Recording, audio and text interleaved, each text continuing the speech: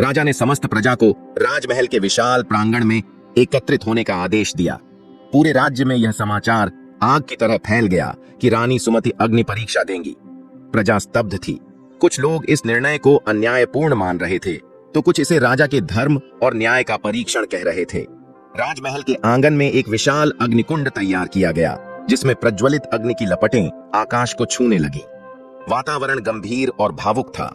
रानी सुमति शांत मन से अपने श्वेत वस्त्र धारण किए, मंदिर में भगवान की पूजा की और निडरता से अग्निकुंड की ओर बढ़ी। उनके मुखमंडल पर तेजस्विता थी और उनकी आंखों में आत्मविश्वास झलक रहा था। उन्होंने हाथ जोड़कर राजा धैर्य सिंह की ओर देखा, जिन्होंने भारी हृदय से अपनी दृष्टि झुका ली।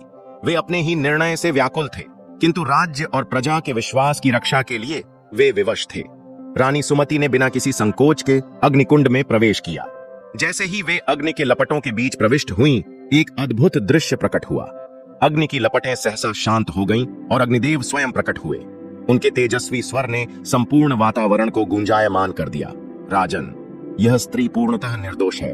इसका हृदय निष्कलंक और पवित्र है, इसलिए इसे कोई भी अग्नि नहीं जला सकती।